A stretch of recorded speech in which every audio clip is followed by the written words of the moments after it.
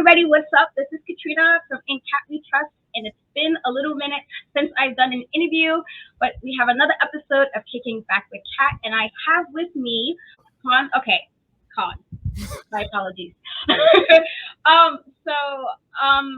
guess my first question would be, just because I'm always interested when I speak to wrestlers, is I know I did read previously that Seth Rollins was one of your favorites prior, and that was kind of like for you the moment.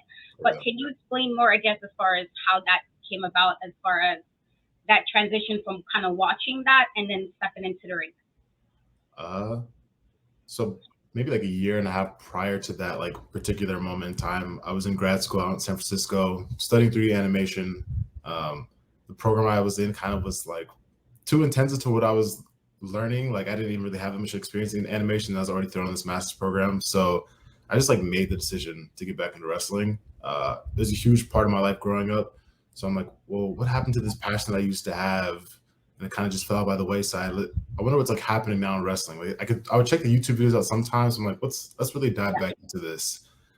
So when I got back into it, the Shield debuted, and like CM Punk's historic reign was happening. So I kind of got back into this time where like to see something like the Shield was super cool. And then even like CM Punk feuding with Ryback and like Paul Heyman and the Hell in a Cell storyline got me like really back engaged and invested. So I just started watching religiously again. And then it was that WWE 24 documentary. I was kind of complacent with my job at the time. I was already there for like 6 months. I'm like, I don't know if I want to do this anymore. Like, I'm not really happy with my life.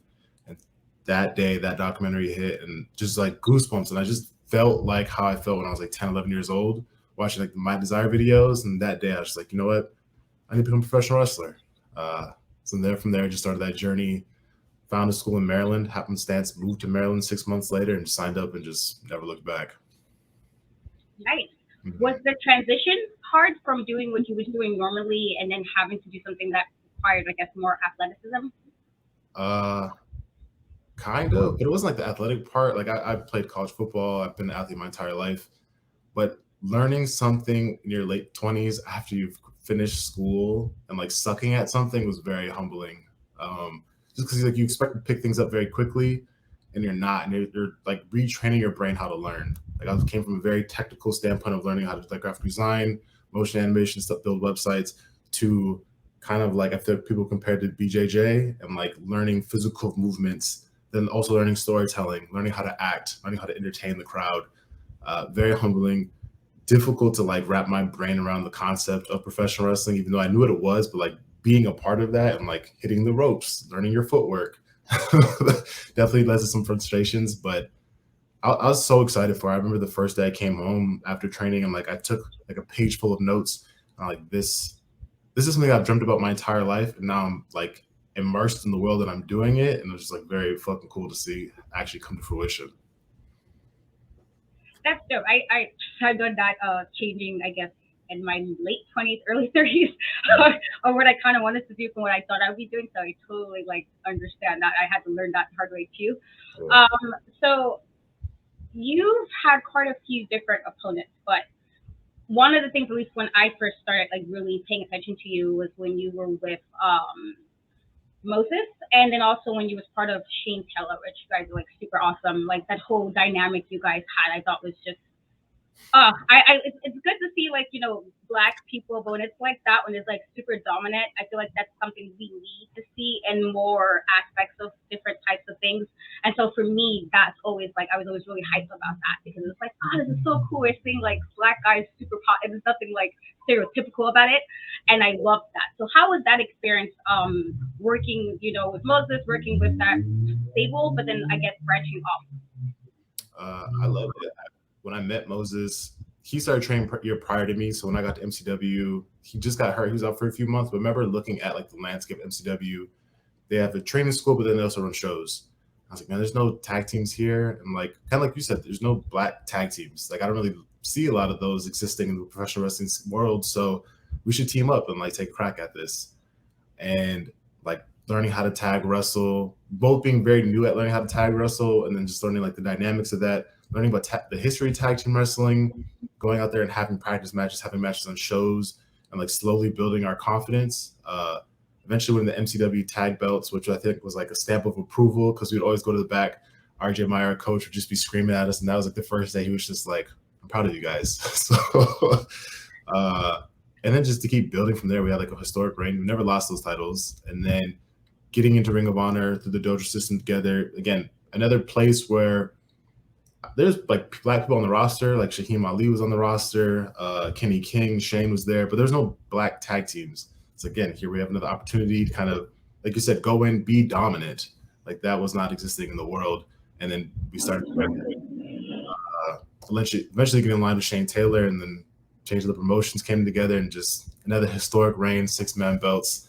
So cool to just be a part of something that like is going to be forever remembered in history. Like we made history in Ring of Honor with him, and then just learning from him. And also, I don't know, I remember growing up just not really seeing a lot of black wrestlers. So like being immersed in this group of people in the locker room, like Jay Lethal, Gresham, Shane Taylor, Kenny King, like just to be immersed by all these people that are trying to make a movement for this culture was very cool to see. And to see that we were impacting people's lives like yourself, very humbling. I never thought I was going to be a part of history like this. So very cool. Yeah, that's something, I guess, I've been a wrestling fan. Like, I want to say, like, I was 6 or 7. My grandma, I tell people this all the time, like, she's the one who got me into it. But then I stopped for a bit of watching, just wasn't hitting the same.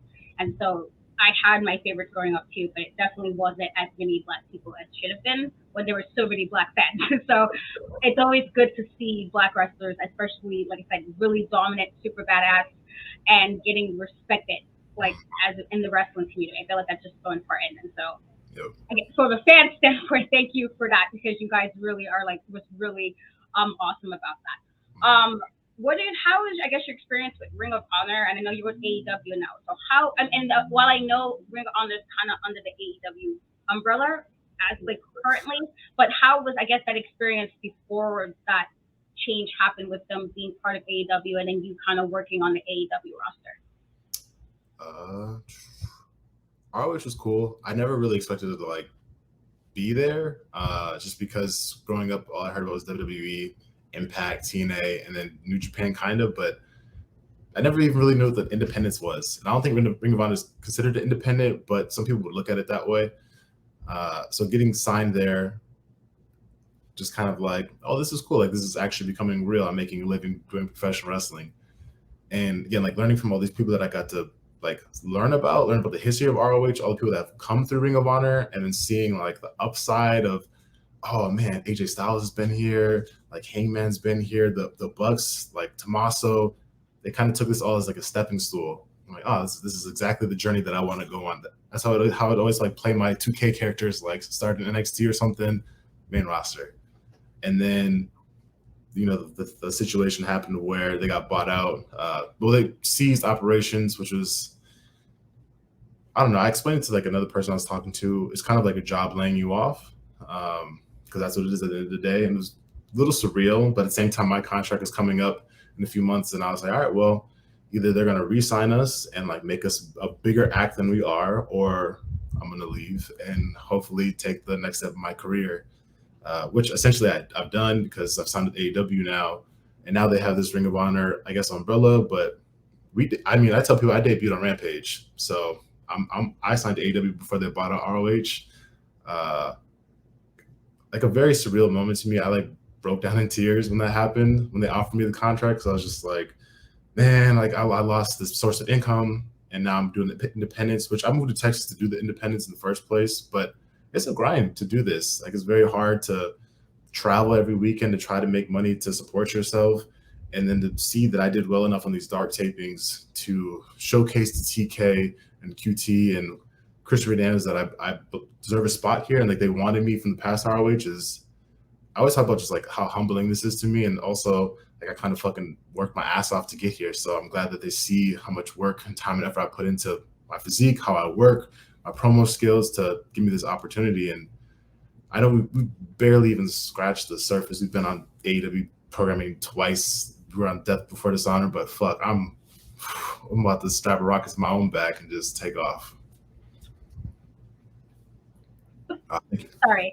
Oh yeah, that's the best way to be, and like always being confident in what you bring. I actually really like your promo skills as well. That's something I look in wrestling. It's like, can you wrestle? Yay! But if I can feel something during that promo, if it's upset, if I'm angry about it, or I'm like, what are you talking about? I feel a way like that, or I'm like, oh, all right, I hear what you're saying. I'm listening. That's kind of how you want to get yourself like invested into wrestler or to the storylines or their road to the titles or whatever it may be. And so, Yeah. how much of yourself do you put into your gimmick as far as when you're performing? Because there is a bit of performance involved when you have to wrestle, I guess, if you're entertaining people. So how much of yourself do you put into like your wrestling style, your gimmick, and how you kind of put your take on wrestling? Uh, as I kind of reflect on that, I feel like it's very two separate entities. And I've heard this from people, like I've even heard this from Moses, where he was like, you know, it's you when you go out there, but when we're going to the back, it's Kaun. Like I have to pull you back there because you're so just like entrenched in the moment and feeling the emotion where you're just like running your mouth or like you're engaging with the people. But then I go backstage, I'm just a completely different person. Uh, it's weird because I was listening to Logan Paul talk about this. He was like, I like black out when I perform. Like I'm aware of what I'm doing, but when I sit here and I think about what I've done, like that's not me. That's this other persona that I have in my mind that just turns on when I go out, and it's like this mentality of like Kobe Bryant, Michael Jordan, that I want to be one of the fucking best in the world. I want to be one of the best ever. I want to be in history books. But then I'm channeling that in a particular way. And I'm like sitting here being very humble, like, oh, I'm very gracious of the opportunity. Thank you for having me. But in the back of my mind, I'm like, oh, I fucking deserve to be here. So I don't know. I don't know how I've learned to turn that switch on. I've kind of like taken some online acting courses. I really want to divulge in that character. I want people to feel something when they see me perform. So it's definitely two different personas for me because it's not me. It's not. I don't act that way. I mean, I like the answer. I guess in a way you have to kind of be, when you have to put yourself in. I guess to kind of like you want to be immersed, but you also sometimes need to separate yourself so you can like look back if you need to look back on it and stuff. So I love the answer. So you've had a few like super awesome matches already, but who are some of the matches where you like some of your favorite matches or like you've had since you've been wrestling? Oh, that's tough. I'd probably say one of our either 6-man tags or 8-man tags that myself, Moses, and Shane had with the foundation. Those are really cool. More so like I've been wrestling by myself as of late. So, man, I think Moose and Big Damo have pulled the most out of me. As I've been on the independents, I've been searching for opponents that could like help elevate me and my skill because I can only teach myself so much. So getting to wrestle Moose, who was Impact World Champion at the time, like a great experience. Him teaching me a different perspective of how to do professional wrestling, as I like to do more emotion based, like selling. And then Big Damo, when I wrestled him at Defy, again, I'm learning from people that have made a name for themselves in the industry and they're working the independents to teach people like myself who want to soak in all this knowledge, this hard hitting style. And I'm taking everything that I can. I wrestled Weston Blake here in San Antonio. I've actually got a good storyline with him. We're going to actually wrestle an I Quit match in a few weeks here. We'll see how that goes. Those have been probably my most memorable ones. But I'm a critic, like a hard critic of myself. So I watch my matches back. I'm like, this is trash. But I mean, people seem to like it as long as they can feel something. As I said before, that's the most meaningful thing to me. I don't care about doing top rope shit, ranas, whatever. If you can if I can make people generally feel, that's most important for me. So I think that's probably says it. Okay. So as far as getting your moves set together and like your style of wrestling, how did that come about as far as what type of wrestler you want it to be? Because there's many different versions of wrestlers. There's the hard hitting wrestlers, there's the ones who are more high flying, there's the ones that's really technical. So how did you get to that place to decide like what kind of wrestling you wanted to do? I think that's still an ongoing process, but I think it was just the way that I was trained. Being trained by RJ Meyer and Dean Goverich and Championship Wrestling, always honing the basics, selling, slowing down, making things like registering your moves. So then it's just not a spot fest. But again, different strokes for different people. And then being taught by Joey Mercury in the dojo and him coming from WWE, he basically put the Shield together, worked with Taker, worked with all these greats in WWE, and again, teaching us. All I'm hearing from the vets at this time, even from William Regal, I got to work with a little bit. It's the details that matter the most. It's slowing down in between these moments where people can take in and soak in what happened. And also, like, I want people to kind of feel what I feel in a sense. Like, people understand if you stub your toe, they know what that feels like. So then how can you translate the moves that we're doing and taking so that they can adopt that and also feel that? I think growing up, I was a huge fan of the Hardy Boys. I would do ladder matches in my backyard with the trampoline, and I'd jump off stuff all the time. But that has gone away since I've become an older person. So I have no desire to jump off the top rope anymore. I don't know. And I think it kind of goes in line with like my mentality and the character of Kaun. I'm very aggressive, cerebral. I want people to feel this pain and agony. So that lends to more power-based, hitting people harder, slamming them hard, stretching them out. I mean, that's all kind of stuff I've adopted along the way from the people that I've looked up to in the business. So I also got to work with Gresham a bit in the dojo, and he's very technical, but it's cool to learn these little minute details. Then you can adopt them to like the aggressive style and then do something very technical and be like, oh, he can actually wrestle pretty well. He doesn't do this particular thing of like brawling. So that's forever evolving. Okay. So you mentioned Jeff Hardy, which is one of my favorites as well. He is super crazy and I loved it. So who else were like wrestlers of like you like grew up watching where it was like, oh man, I can't wait to see them on TV. I can't wait to watch SmackDown or something. Who else would you say is like that person that really got you like into wrestling outside of Jeff Hardy? I think I was just obsessed with wrestling, honestly. Like I'd make collages, I would make posters for stuff. Me doing the backyard wrestling was to emulate the Hardys. Other than Jeff and Matt, is probably Rey Mysterio. Because I wasn't into like Triple H, The Rock, Booker T until I got a little bit older, and then I appreciated the stories that they were telling. I was just fascinated by like I would grow up drawing all the time as an artist, so to see Jeff and like Ray do like these artistic things with their characters, I think that's what translated me the most, and that's like the people that I honed in on. I watched the whole show because I was obsessed with professional wrestling, but it was just like Jeff got the Ray mask, like that's all I cared about.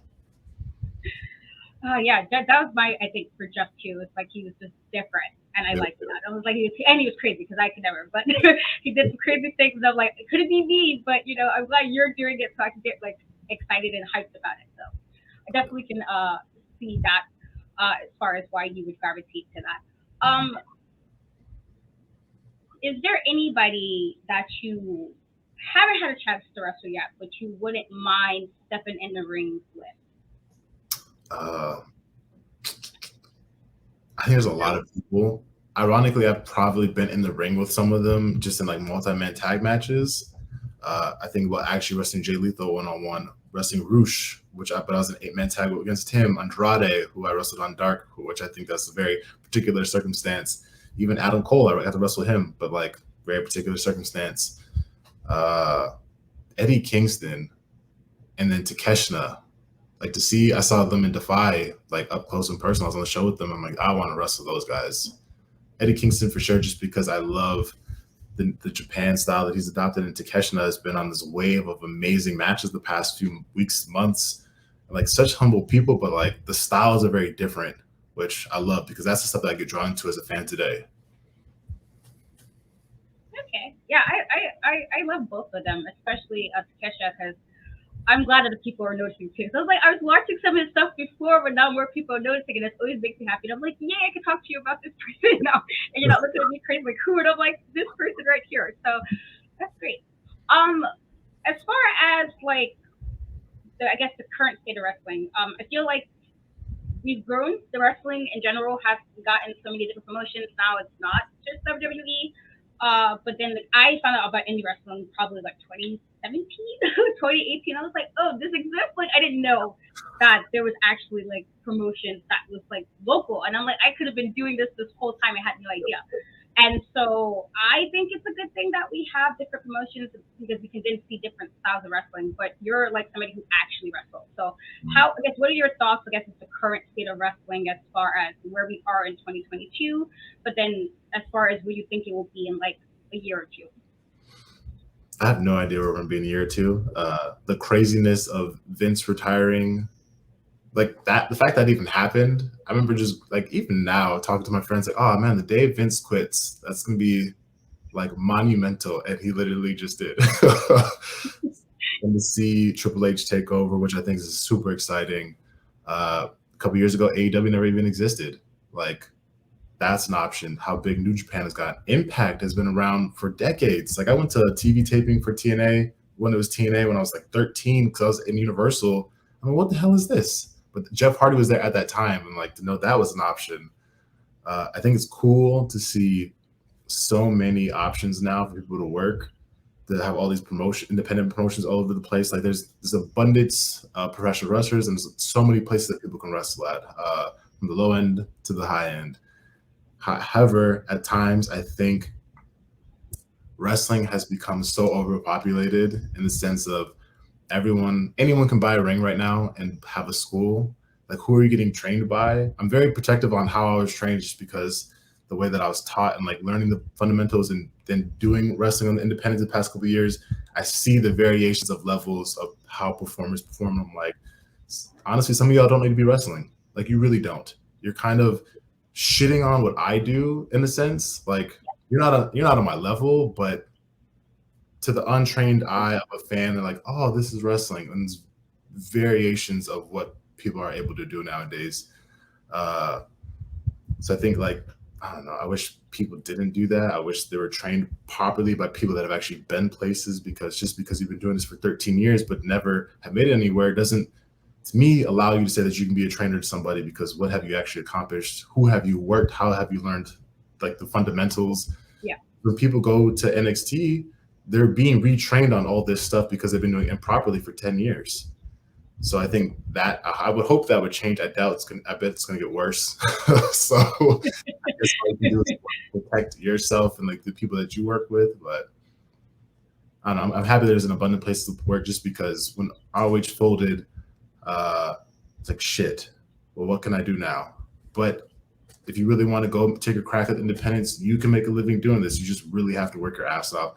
I think a lot of young people that are in this business, I'm only 5.5 years in, but people that have been doing this for a year, 2 years are very entitled, who think they should deserve contracts when they have not done shit. Like, get your ass back in that school. I had to grind it away for 4 years of doing ring crew. Like, no, y'all don't deserve anything. The wrestling doesn't, you don't deserve shit from wrestling. Like, you have to work your ass off and earn this stuff, but you still don't really deserve it. No one deserves anything here.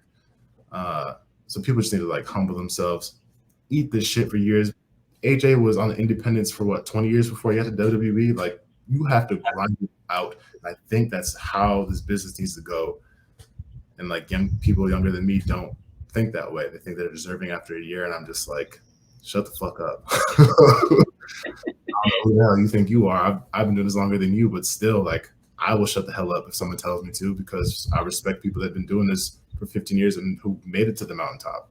So that's a little tangent, but I get passionate because I hear it all the time when I go train at the school in San Antonio. I'm like, y'all, man, so entitled. You have no idea how this really is.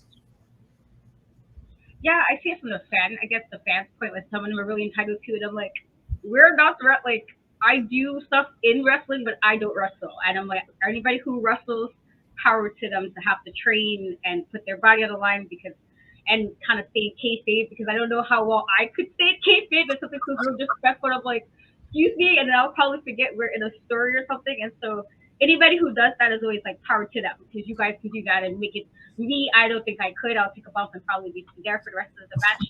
So it is a lot of entitlement. I definitely agree. Even with fans, sometimes like they're supposed to, and I'm like, they technically don't have to do anything. They're helping us. They're entertaining us. You know, they're putting their body on the line so we can be at a show, cheering, yelling, whatever we're doing. And so, yeah, I go on my little rant about the entitlement people have too, because I'm like, let's tone it back a bit. I remember why people are doing this for the reason is. So I totally hear it. Feel like Totally hear it. like Twitter and the internet have just like ruined that in a sense, because everyone has an opinion and needs to share it, and then you're making people feel like self-conscious, or you're making them delete their social profiles because you're harassing them, and they're literally just we're performing and trying to entertain y'all. But like literally 15 years ago, internet didn't even exist. Like Twitter didn't exist. We just bought into professional wrestling and accepted it as it was. We either hated it or liked it. But we weren't going to go find Austin where he lived and told him that he sucked to his face. Like, I feel like Twitter has just like created this culture of like everyone can just say the most disrespectful thing to these people. I would never go to your job where you work and be like, you're an asshole. Yeah, I mean, I think social media is good to an extent because I felt like a lot of wrestlers I wound up being introduced just because of social media. But then people, again, are really entitled. They get real bold, and I'm like, listen, I don't like a lot of things. There's people I don't like. There's wrestlers I might not really gravitate to, but I'm not going to personally tell them, well, by the way, you don't know me, but I don't like you. Like, that's such an odd thing to do. And I'm like, you could just like not watch them if it's that bad a big of a deal, or just not. Like, scroll past. If you don't want to see it, just scroll. Like, I scroll all the time with things I don't see, and I'm like, what is this? Scroll. Saves so much stress. I do think it's a lot of, like, some fans get a little too bold. I agree. And I was like, see, could it be me? In my head, I'm not a big person, I'm a really tiny person, but it's also my attitude can get real crazy if it's like disrespectful. I don't like disrespect, and so some of these fans sometimes I don't get it. It's just, like, y'all have to do. I got a little bit of it just doing like the media part, and it's like, I am not that nice.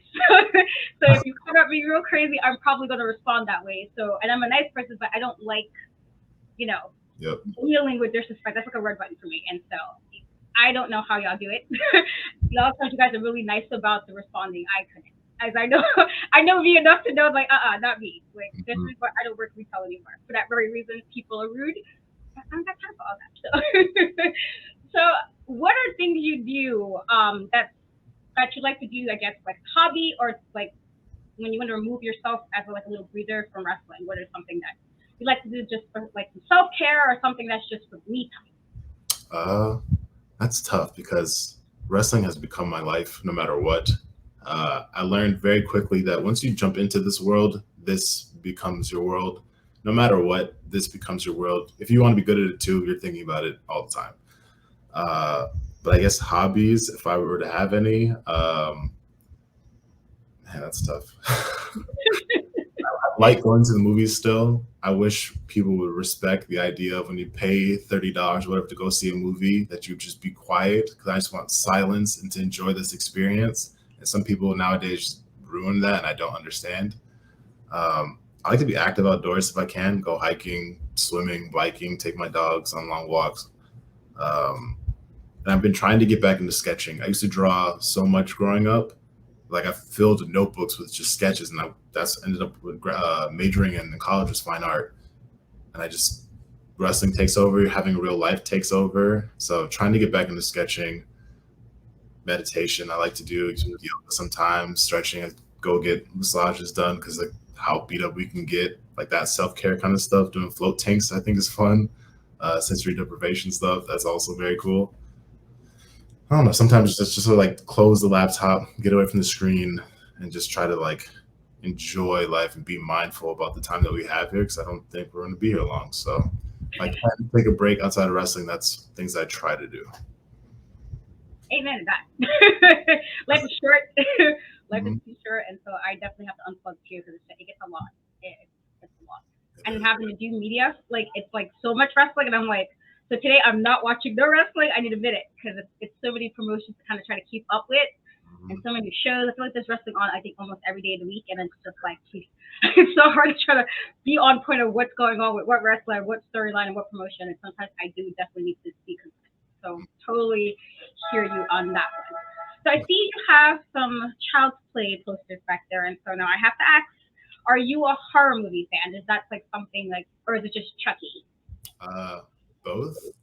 My dad used to watch like the Omen movies when I was a kid. I don't know why my sister and I were watching horror movies that young, but we were. And then I was maybe like 7 or 8. I went to this sleepover for this kid's birthday, and they rented Child's Play 1 and 2.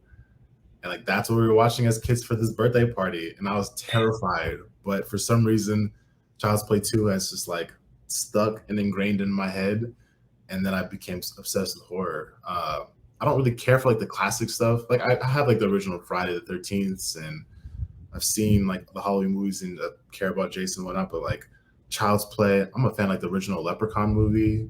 Thinking about like Jeepers Creepers, Insidious, like that's the stuff that I like. So I ended up getting like the Jigsaw tattoo on my leg, Child's Play on my leg. What else? Candyman.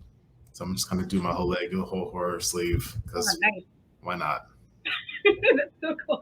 I'm also the person who was watching horror movies at like 5. Yep.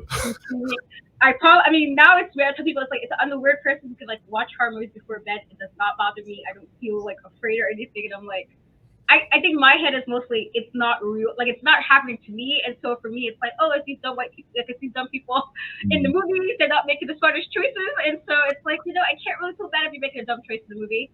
So I was curious, and I love horror movies, like probably unnaturally like horror movies where it's like the Conjuring's background noise now. It's like I'll be having that just playing in the background.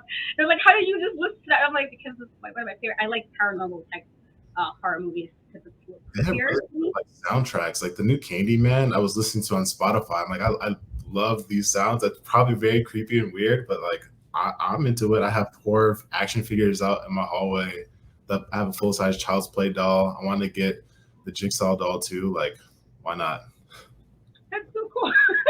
This is an extra point to my book because I'm like, yes, I love horror movies. I definitely probably should have been watching when I was, or reading Stephen King when I was, but here we are, right? So we're gonna do a really quick speed round. I'm asking you a question, and then you give me the first answer that pops up in your head. Okay. Okay. Last show you binge watched? I think we just watched Love on the Spectrum. I think we like, let's just watch this show. So it's been pretty eye-opening to give a different perspective of autism people and like the stuff that they deal with. I don't know, I kind of like little documentaries like that. Okay. Current song on repeat when you're listening to music? Is it The Heart Part 5 by Kendrick Lamar? That has been on repeat like every single day. Okay. Are you a night owl or a morning person? That's the struggle. I would like to think that I'm a night owl, but waking up early for work and like getting a full night's sleep is more important to me. So I'd say I've become a morning person. Okay. If you could have any superpower, what would it be and why? Definitely teleportation. Nightcrawler was my favorite X-Men growing up. And I don't care about flying when I could just teleport all over the world. Like I'd rather do that. Solid answer. You know what, you're right. I feel like if you don't have to waste the flying part and you can just like think about it and move, I thought that works. Exactly. Movie Jumper, where all he had to do was look at the picture and he could just jump there. Like that's the power that I want. If you could have a conversation with anybody, dead or alive, who would that person be? Probably Basquiat. He was the first Black artist I remember learning about while I was in school, like doing all these fine art classes.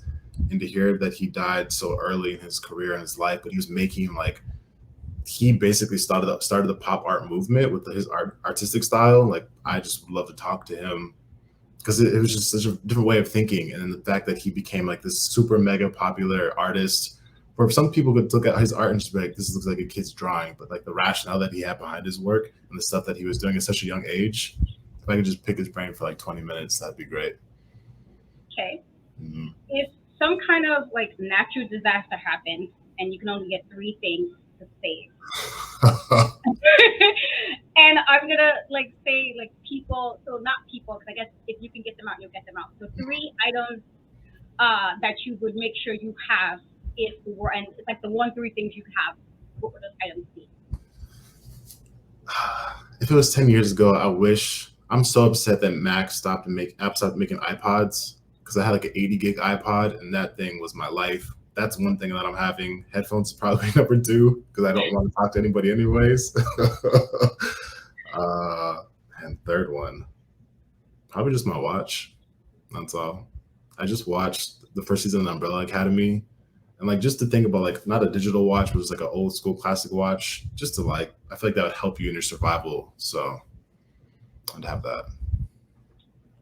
You're the first person I think ever said a watch, and like it makes sense actually. You can keep track of time, like what's going on, or something the day pass. So that actually makes a lot of sense. Okay. If you if someone asked you any advice getting into professional wrestling, what advice would you give a person who wanted to get into it or wanted to know anything about the business? I feel like this answer is gonna bite me in my ass one day. Just make sure you want to do it. I have this idea or like thought with the people that I trained with, like coming into the business. I think a lot of people, again, don't deserve to be on this side of the guardrail. Wrestling has become so attainable, and I feel like it's diluted what it's become. But I know wrestling has also changed. So who am I to be like, oh, I care about the body dudes who could work back in the day, early 2000s. Wrestling has changed. But going back to the idea of like this entitlement, make sure you really want to do this and invest your time in doing this and being good at it. Because I feel like, again, people think they can do this for 6 months and like, oh, I deserve a contract. And you really don't. I don't think people train and like people have to train for like 6 months to a year to get really not even good at this, but get the fundamentals down, learning how to bump and do the rolls correctly and learn your footwork correctly so you're keeping your opponent safe. Like they don't think about all those things. It really takes 10,000 hours to be good at something, and people are not willing to invest their time to do that. So I'd probably look at someone and be like, I'd say that to them, or be like, go be a referee, be a manager. You don't have to wrestle. You don't have to destroy yourself. Because I know in 10 years, my back's gonna be fucked. It already is messed up. I know my knees hurt. Like, do you really want to do this? I don't know. If this is your lifelong passion, you think you can invest your time and help the business grow in a way? Sure. But if you're half-assing it, because I've seen so many people quit after doing 20 squats, you can get the fuck out of here. You're wasting my time. You're wasting everybody else's time. Yeah. So just make sure you're like prepared to do that. Because it's funny, the first day of my class when I signed up for wrestling was like 20 people. And then by the next week, there was 11. And they all dropped a couple $1,000s for that first day that was non-refundable, and then they never came back. So what are y'all doing? I don't know. But I don't know. I'm very a stickler for the basics. I'm a stickler for old school wrestling, for making shit mean something. So yeah. I don't know. Just make sure you want to do it. No, it's good advice. That's why I listen. I do what I do, but I would never wrestle. That's not. I couldn't do it. I know I would probably be like, you want me to do what? And I'll just be like, that's good. We're fine. You don't. I don't need to be in this part. I could just be back here doing what I do. I don't need that. Power people who actually do that, because I could never like. It's crazy. Like I've heard these stories from my trainers of stuff they had to go through, and like how they really probably get beat up. And how that just now is no longer acceptable. But like that's how you broke people into the business. You just like kick their ass for 6 weeks and see if they would quit. Or you'd make them do 500 squats every day to see if they would quit. And now you really can't do that with people. You have to train them differently. Again, there's like entitlement, but also how the culture has changed, because you can't really like it's very weird wrestling, right? Like it's a sport, but it's entertainment, but there's such a physical component to it. But then you have to apply by like social conscious rules, because you can't really like bully people out of the business. Like it's a very strange little subsect of, I don't know, sports and entertainment. I think it's good advice. That's why I don't. That's why I don't wrestle. That's like, I can't. And I know that about myself. I was like, no, I can't. So, is there anything you want to promote to the listeners that they should look out for or they should check out? This weekend, I will be on Reality of Wrestling. I don't know when that will air, but that's happening again. I'm wrestling in San Antonio a couple weeks for RCW, and then Palais Pro in Arlington. Just follow me on Twitter and Instagram. Twitter, the Kaun, Instagram, the Kaun. I have probably some more social media stuff coming out for Ladder Sports that I signed to, which was founded by LeBron James. That's how good I am. I got signed to a company founded by LeBron and Arnold Schwarzenegger, and I'm one of their athletes who promotes their stuff.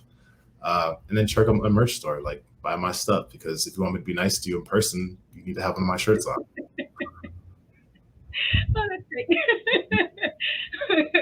So definitely go check out the shows if you can, if you are in the areas. Go buy some merch. Gotta always support your wrestlers. Buy the merch. Don't be you know, talking about don't be that entitled fan at a show. Let's not. Let's be respectful at it. Let's be supportive. And I want to thank you so much, Kaun, for coming on. This is really cool interview. I really enjoyed it. It was fun. I appreciate it. Thank you so much. Okay, guys, all the links to everything was said will be in the description, so definitely go follow on the social media. You can get a ticket to a show. Go do that. And until next time, I'll catch you guys later. Bye.